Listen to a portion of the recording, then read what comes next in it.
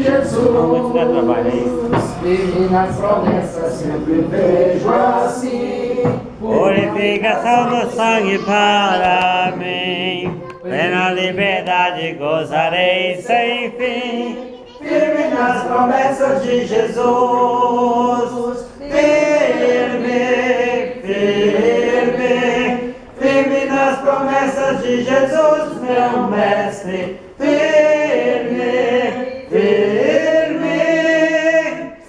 Firme nas promessas de Jesus. Firme nas promessas do Senhor Jesus. Em amor ligado com a sua cruz, cada dia mais alegro-me na luz. Firme nas promessas de Jesus. Firme nas promessas de Jesus, meu mestre. Firme nas promessas de Jesus. O Evangelho de poder liberta, cura e dá vida. Em Marcos 5, 1 a 20, nós vimos semana passada o grandioso poder de Jesus sobre uma legião de maus espíritos e como transformou um endemoniado em missionário. A nova vida traz novas responsabilidades e aquele homem se tornou a estratégia de Jesus para evangelizar as 10 cidades.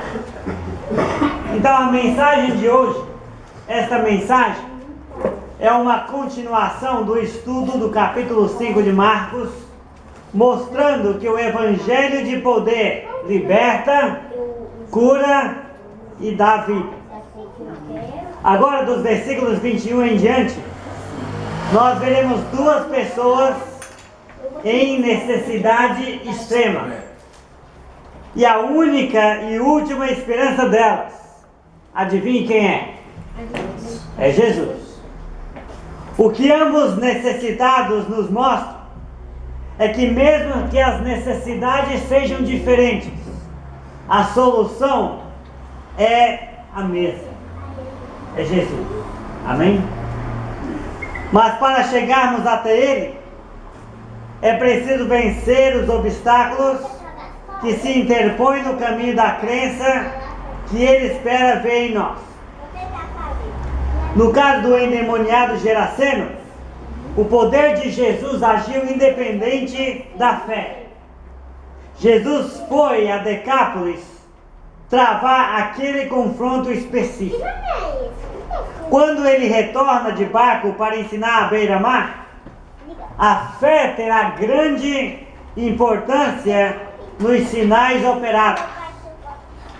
Mas para que o poder se dispense em favor dos que necessitam, é preciso superar todas as correntezas que remam ao contrário, que arrastam os homens à descrença. Eu espero que você não esteja enfrentando nenhuma correnteza que está arrastando você para a descrença. Amém? Mas se tiver, você precisa superar. Então, nos versículos 21 a 24, nós vemos fé para pedir. Marcos 5, 21 a 24. Tendo Jesus passado no barco para o outro lado, ajuntou-se a ele uma grande multidão enquanto ele estava junto ao mar. Então chegou um dos principais da sinagoga, por nome Jairo, o qual, vendo-o, prostrou-se aos seus pés e rogava-lhe muito. Pediu insistentemente: minha filha está à beira da morte. Rogo-te que venhas e lhe imponhas as mãos para que sare e viva. Pelo que Jesus foi com ele. Amém? Está vendo? Jesus foi com ele, grande multidão o seguia comprimindo. Então, fé para pedir. Parece que o primeiro obstáculo da fé é o público. Jesus estava sempre cercado de pessoas e mesmo quando estava a sós, tinha a companhia dos 12. Então seria difícil para alguém com uma necessidade urgente conseguir uma audiência particular com Jesus. Então teve que ser em público, né? Quando nossas necessidades aumentam, começamos a nos preocupar menos com o que as pessoas vão dizer. Amém? Quando você está fazendo a coisa certa, é total insensatez preocupar-se com os comentários de quem quer que seja. Seguir Jesus é a coisa certa. É insensatez se preocupar com comentários contrários que venham de fora. Amém? Jairo era um presbítero, um ancião responsável pela sinagoga do lugar. Ele era bem conhecido na comunidade, está vendo? E se não fosse aquelas circunstâncias extremas, ele jamais teria chegado aos pés de Jesus. E é como a maioria de nós, talvez. As circunstâncias o levaram aonde talvez ele nunca pensasse que estaria, entre a multidão e aos pés de Jesus. Em Marcos 5, todos que precisam de libertação, cura e vida se colocaram aonde? Aos pés de Jesus, em humilde reverência. Inclusive quem? Os demônios, que sabiam quem ele era, tiveram a atitude de adoração para poderem ser ouvidos por Jesus. E como é que nós queremos chegar a Jesus para sermos igualmente ouvidos? Não tem outra forma. Tem que ser se prostrando, se humilhando, temendo, tremendo, reverenciando. Amém? Aí ele vai nos ouvir. O poeta já escreveu: o mais alto que um homem pode chegar é aos pés de Jesus. Naquele momento, Jairo precisava mais de Jesus do que de sua posição social e do público em redor.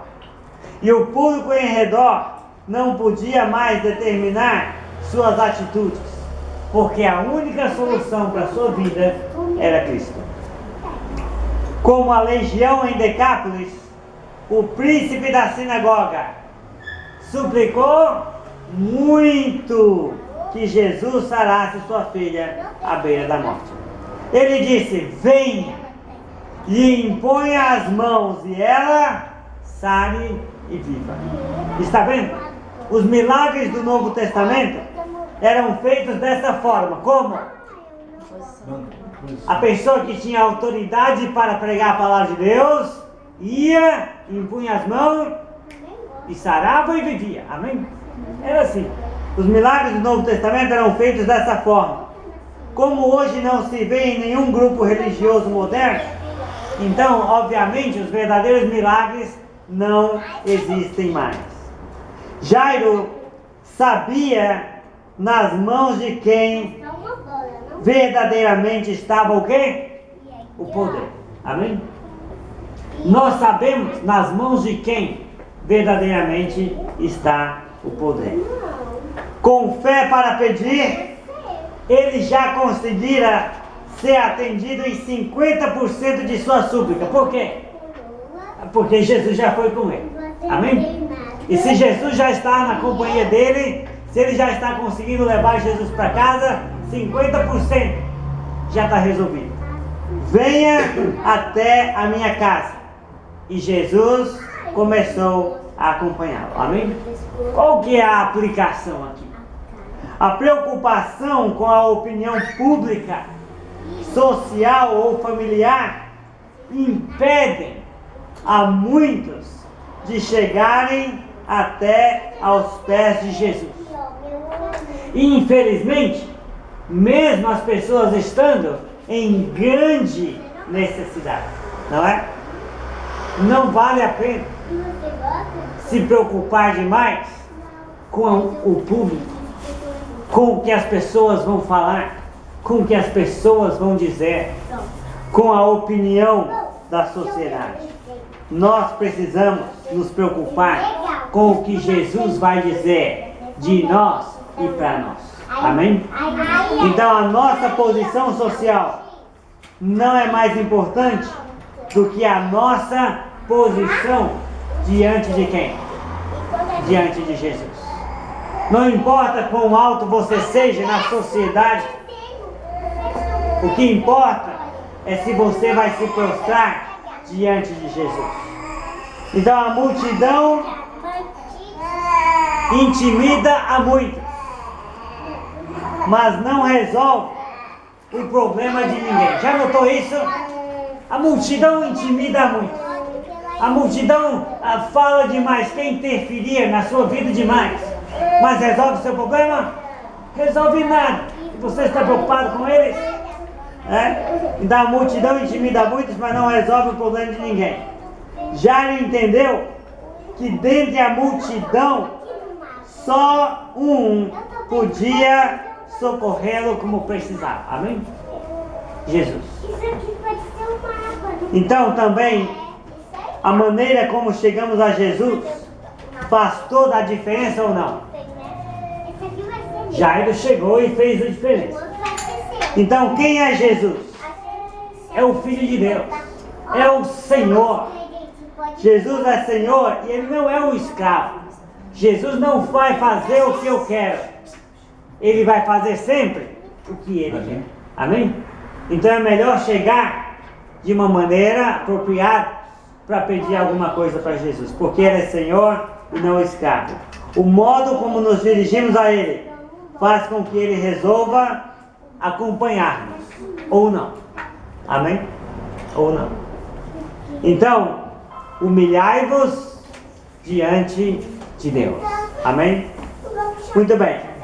Marcos 5, 25 a 34. Fé para obter.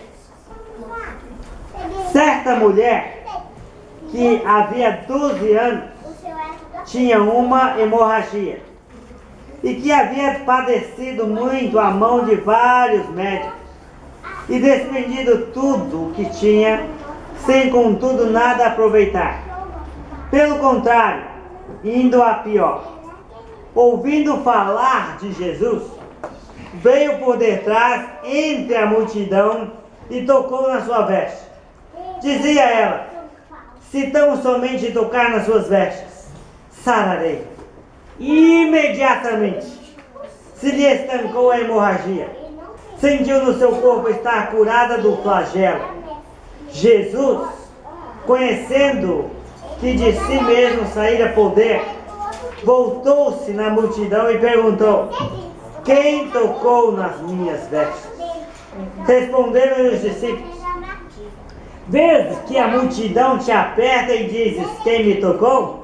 Porém ele olhava em redor para ver a quem isto fizera. Então a mulher, que sabia o que lhe tinha acontecido, temendo e tremendo, aproximou-se, prostrou-se diante dele e declarou-lhe toda a verdade. Ele lhe disse: filha, a tua fé te salvou. Vai em paz e ser curada de teu mal. Amém? Então, como você pode notar aqui, o tema dessa parte do livro de Marcos é a fé. Amém? É a fé. Fé para pedir, Jairo já teve.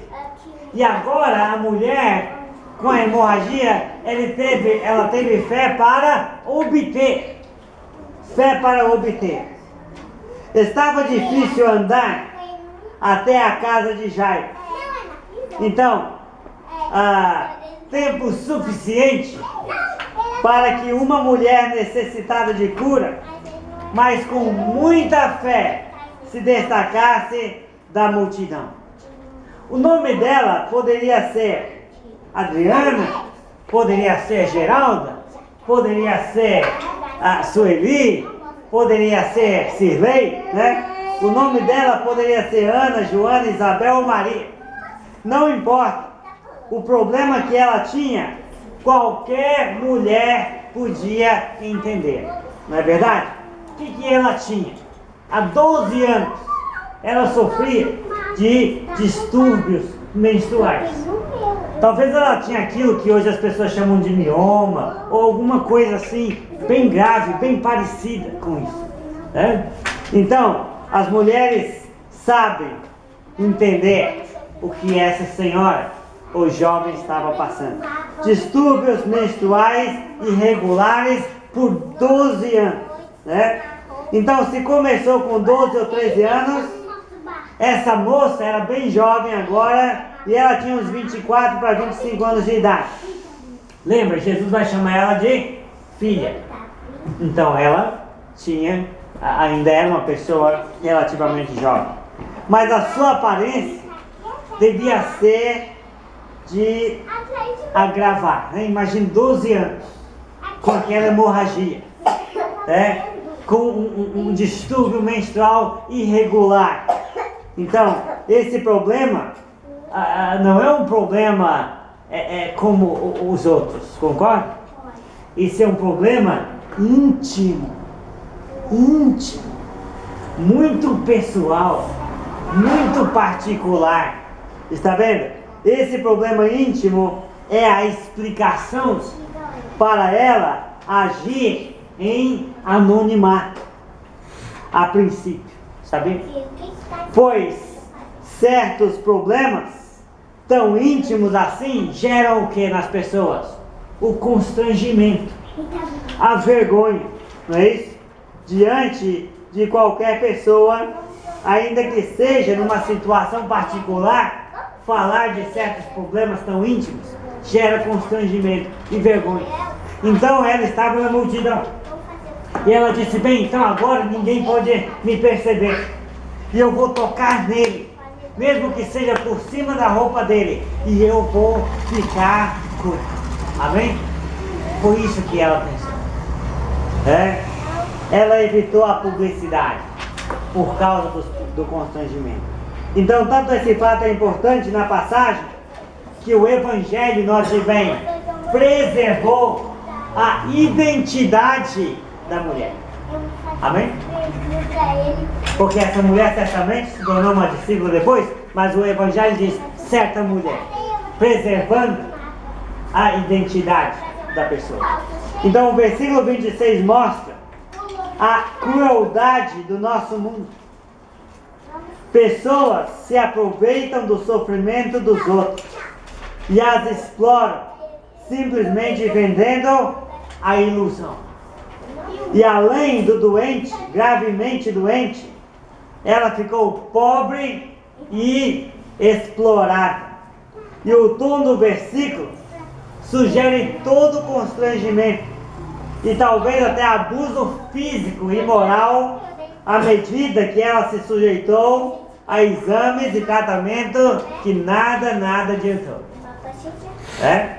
Nós que somos casados sabemos que as esposas vão ao médico, elas têm que fazer os preventivos, elas têm que fazer alguns exames de toque, e essa mulher padeceu na mão, literalmente, de vários médicos e pagou para isso e nada aproveitou, e só indo de mal a pior. Está vendo? Então, doente, sofrida, pobre e explorada e envergonhada. Só tinha uma solução para ela, mesmo que ela não pudesse expor-se ainda mais do que já se expusera durante 12 anos. A solução era Jesus. Então note bem aqui no meu texto, diz, ela ouviu o quê? Ouviu falar de quem? Ouviu falar de Jesus. Está vendo? Ela ouviu falar de Jesus.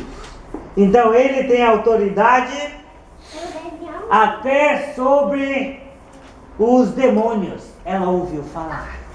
Ele tem autoridade até sobre o sábado. Ela ouviu falar.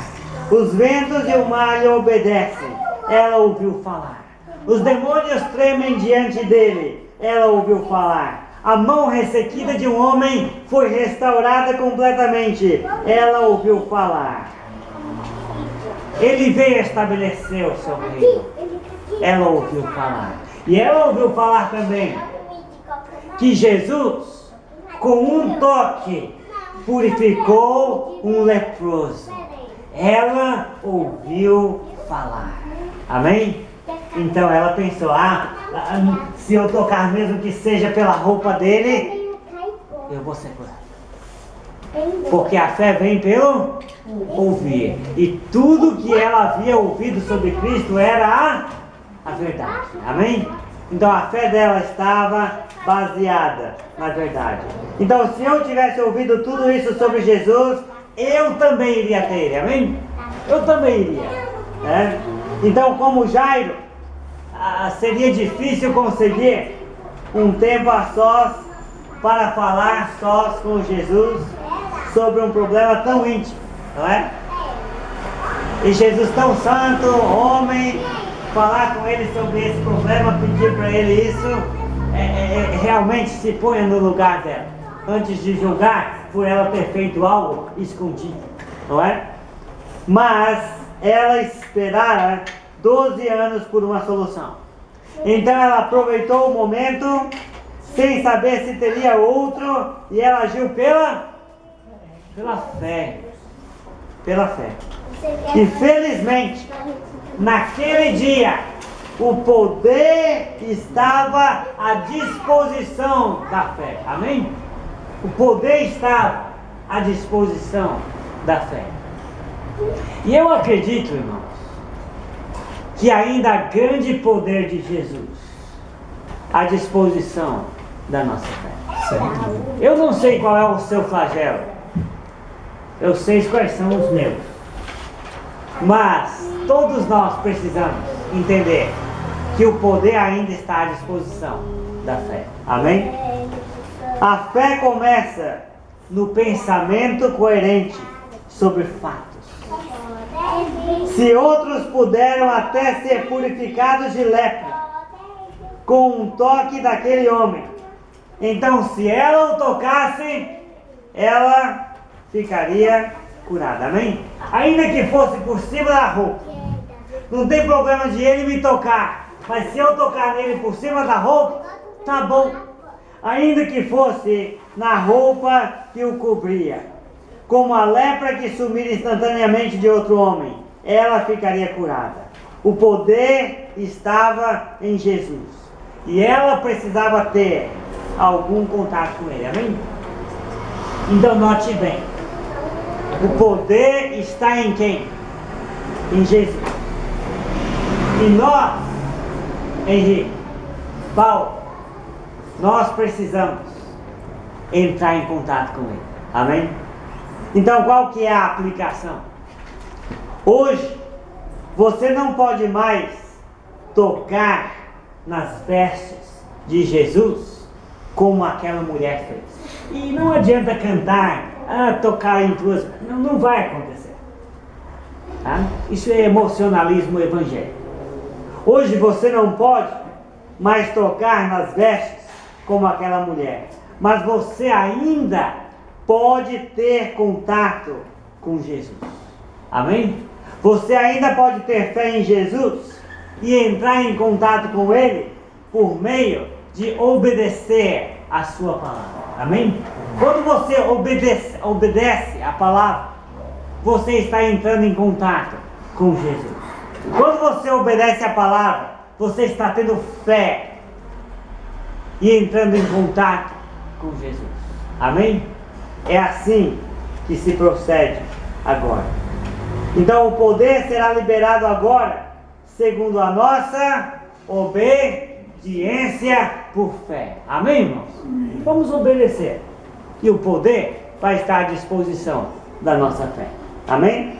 Então note bem, a fé dessa mulher veio pelo ouvir. A convicção dela estava baseada na verdade que se divulgou a respeito de Jesus Cristo, Filho de Deus. Está vendo? Antes do Evangelho começar a ser pregado pelo mundo gentil, a fé já vinha pelo ouvir. Então você está ouvindo hoje a palavra. E eu gostaria muito que você tivesse mais fé no poder de Jesus Cristo. Amém? Ela não pôde agir como Jairo, porque ela queria evitar o constrangimento. Mas foi milagre, porque imediatamente quando ela tocou, imediatamente, o que aconteceu? Ela sentiu estar curada. Eu estou diferente. Meu Deus, eu estou diferente. Está vendo? Ela, ao tocá-la, a torneira se fechou e ela ficou bem.